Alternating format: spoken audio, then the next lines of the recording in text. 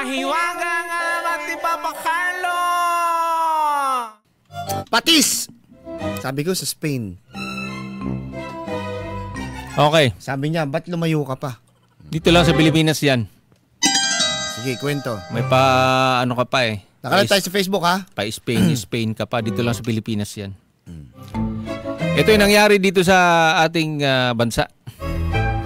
Sa isang maliit na baryo. Tabing dagat. Tabing dagat! Merong isang babaeng... Saan lugar yan? Tabing dagat. Tabing dagat? Dito lang sa may bulubundukin ng Bukidnon.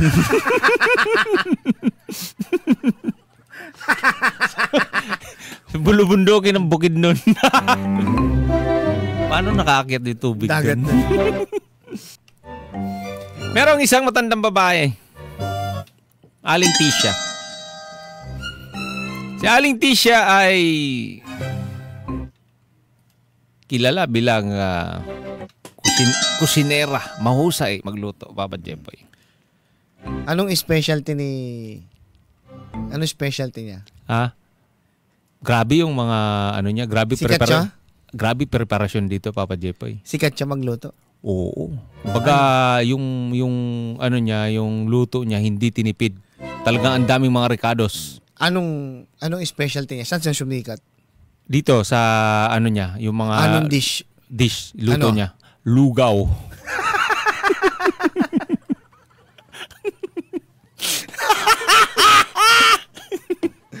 Ayop ka, luya lang yun Luya, asin, tubig. Tsaka cubes.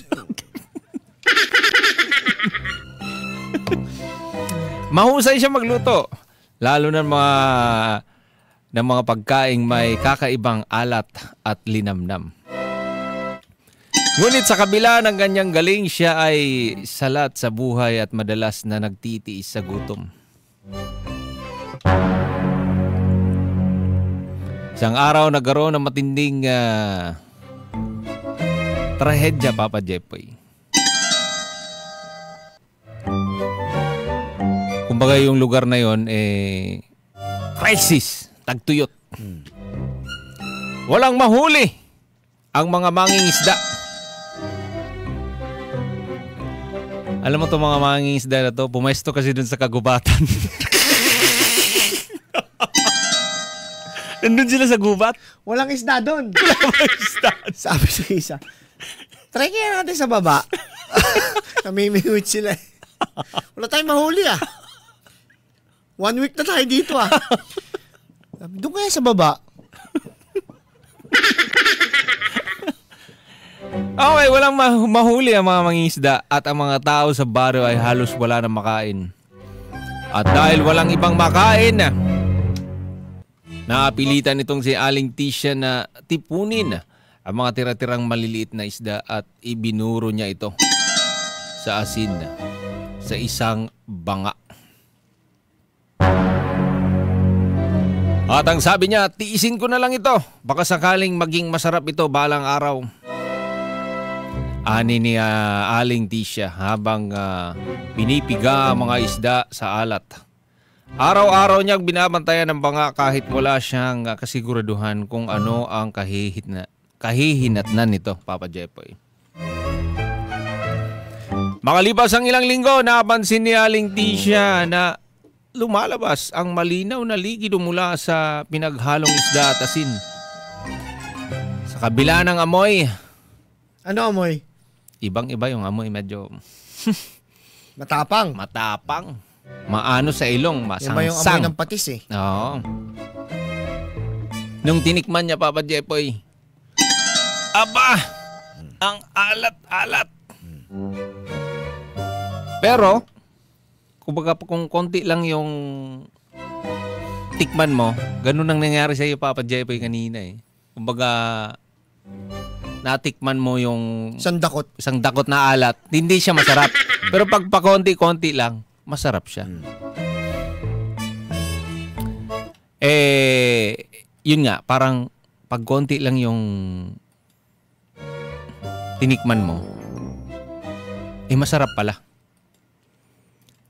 At ang sabi, tiisin mo lang at maintindihan mo ang lasa.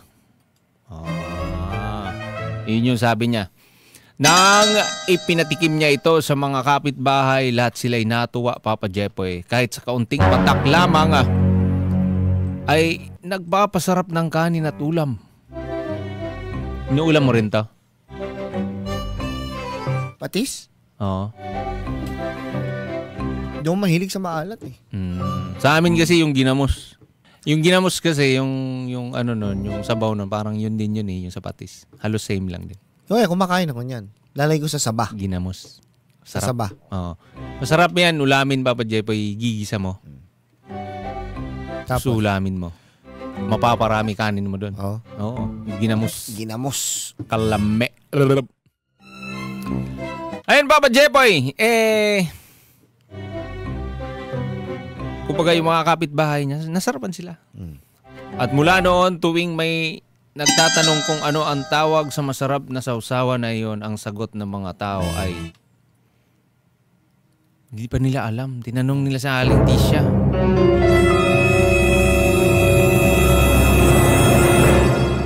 Aling Tisha, anong tawag dyan? Napaisip itong si Aling Tisha. Kasi nung ginawa niya yan, kumbaga tiniis niya, Papa Jepoy. Kahit hindi maganda yung amoy, tiniis niya ng tiniis. Tiisin mo lang ang amoy. Pero sasarap ang pagkain mo. Habang tumatagal, parang napaisip siya. Tawag dito? Patiis. Patiis.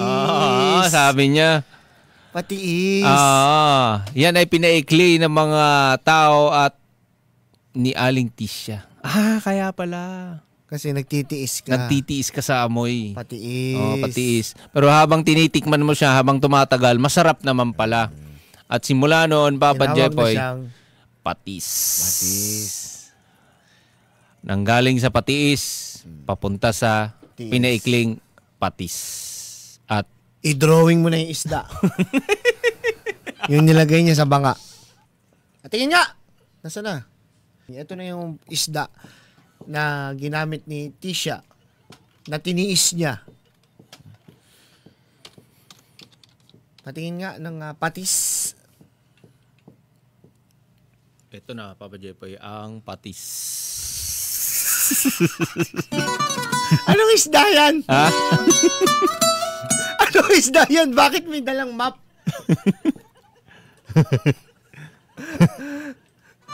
Janitor fish!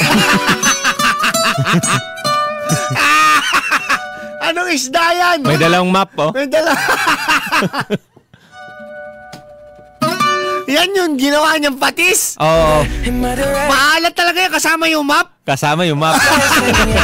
Ibang klase talaga. Janitor fish mo, laki ng mata oh. Mukhang kailangan ng follow-up. Dilat na dilat yung janitor fish mo. Barangay LS 97.1 Forever Number 1